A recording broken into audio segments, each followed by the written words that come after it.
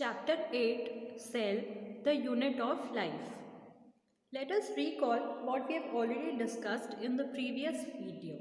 In the previous video, we were talking about mitochondria. Mitochondria is also known as the powerhouse of the cell. इसको power house इसलिए बोलते हैं cell का क्योंकि ये cell को एनर्जी प्रोवाइड करता है. वो एनर्जी एटीपी के फॉर्म में होती है. ATP means adenosine triphosphate. Mitochondria को सबसे पहले कोलेकर ने डिस्कवर किया था. कोलेकर ने इंसेक्ट्स के फ्लाइट मसल सेल्स में माइटोकॉन्ड्रिया को ऑब्जर्व किया था. माइटोकॉन्ड्रिया के पहले दो और टर्म्स दी गई थी इस ऑर्गेनल को. सबसे फर्स्ट टर्म थी फाइला जो कि फ्लेमिंग ने दी थी. फिर बायोप्लास्ट एक टर्म थी, एएच मैन ने दी थी. माइटोकॉन्ड्रिया जो टर्म पड़ी फाइनली वो दी थी बेंडा ने. माइटोकॉन्ड्रिया एक सेमी ऑटोनॉमस ऑर्गेनल भी होता है क्योंकि इसके पास खुद का डीएनए और राइबोसोम्स प्रेजेंट होते हैं.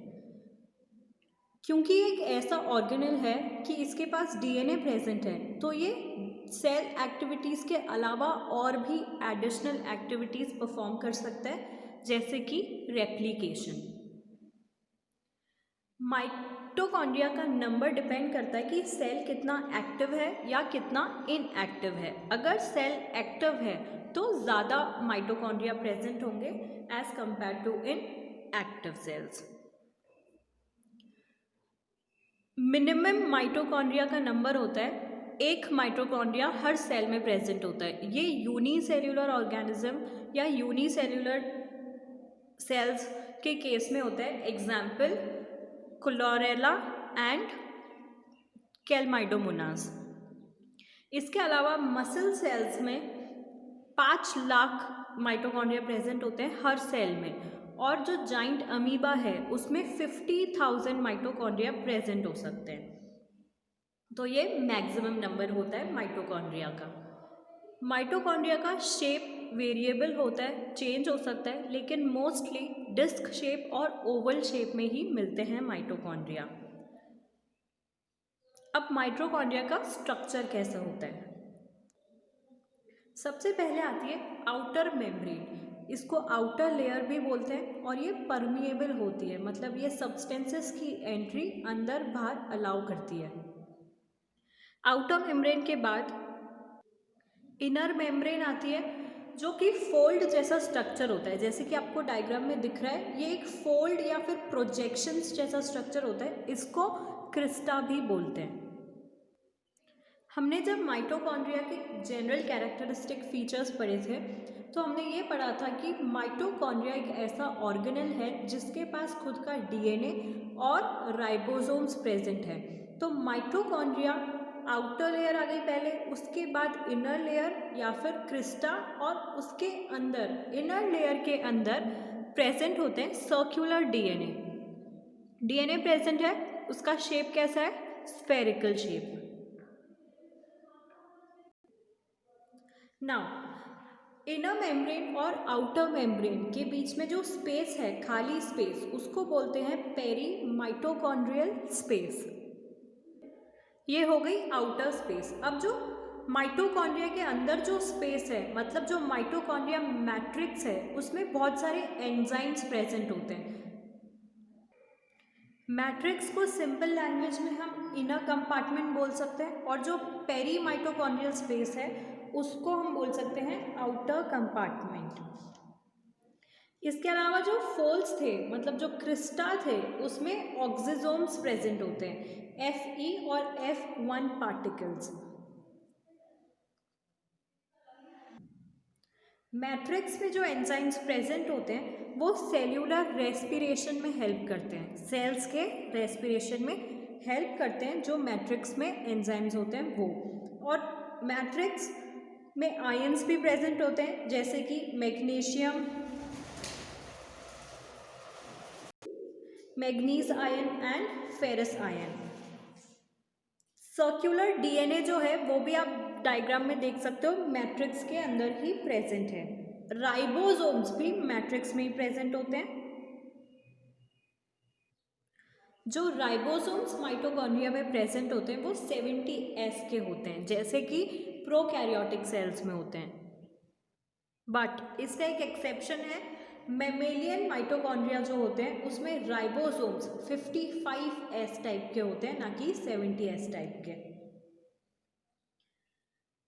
लेकिन ये जो राइबोसोम्स है ये भी सब यूनिट्स में ही प्रेजेंट है, जैसे हमने राइबोसोम के स्ट्रक्चर में पढ़ा था। दो सब यूनिट्स हैं इसमें, लार्जर सब यूनिट एंड स्मॉलर सब यूनिट। और जैसे कि हमने बोला मैट्रिक्स में Fe F1 पार्टिकल्स हैं, उनको एलिमेंट्री पार्टिकल्स भी बोलते हैं। ये एलिमेंट्री पार्टिकल्स या ऑक्सीजोम्स एटीपी सिंथेसिस में हेल्पफुल होते हैं। इन्हीं पार्ट से एटीपी का सिंथेसिस होता है, मतलब एनर्जी का। कैसे होता है? इसमें 3 पार्ट्स होते हैं, F1, F5, F6 and F0। जो F0 पार्टिकल है वो क्रिस्टा में एम्बेडेड होता है। जो F5 और F6 है वो बेसिकली एक प्रोटीन होता है जो कि बाहर की तरफ एक्सटेंड करता है। और दूसरा प्रोटीन जो होता है वो स्फेरिकल और लार्ज होता है, ये हेड होता है जो कि एटीपी सिंथेसिस में हेल्प करता है, जिसको हमने F1 बोला। जब इलेक्ट्रॉन मूव करता है इलेक्ट्रॉन ट्रांसपोर्ट चेन में से, तो प्रोटॉन का पेयर पंप आउट हो जाता है मैट्रिक्स में से।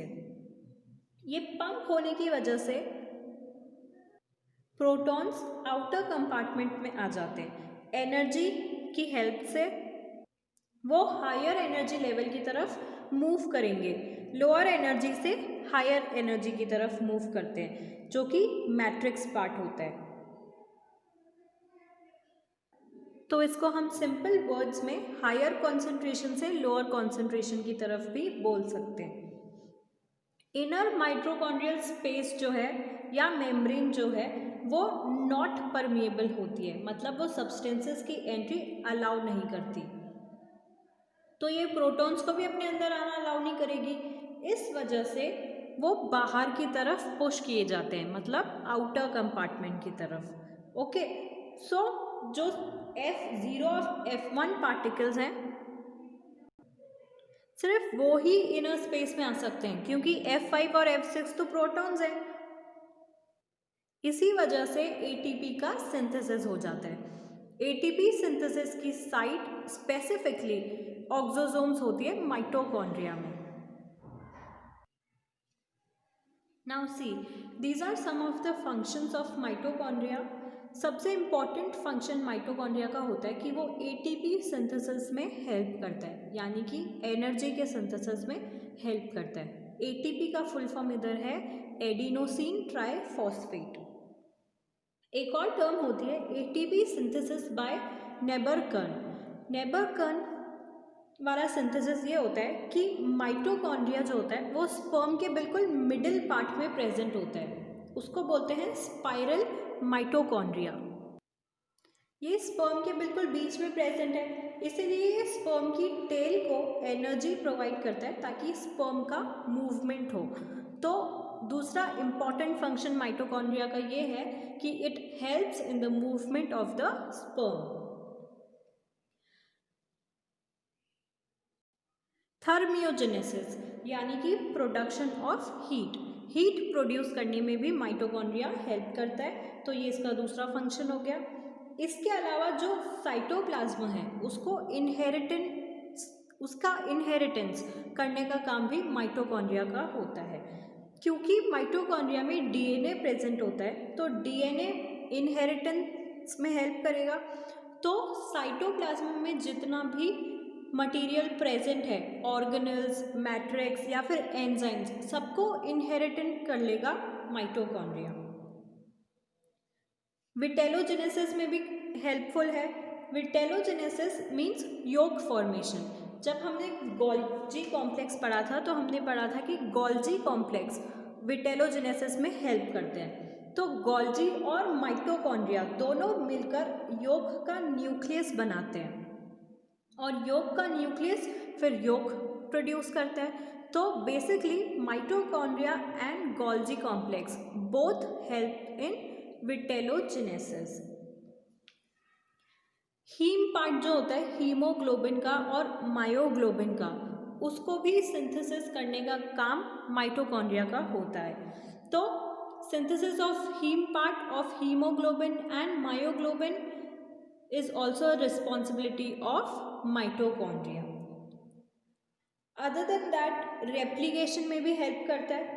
माइटोकॉन्ड्रिया रेप्लिकेट इसलिए कर सकता है क्योंकि वो सेमी ऑटोनॉमस ऑर्गेनेल है, उसके पास खुद का डीएनए भी प्रेजेंट है और राइबोसोम्स भी प्रेजेंट है, जैसे कि हमने स्ट्रक्चर में देखा। तो ये हो गए इसके functions.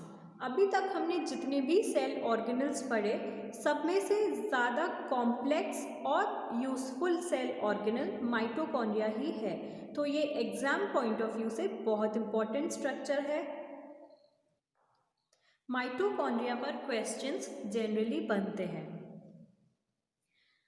So in the next video we will discuss about प्लास्मिड्स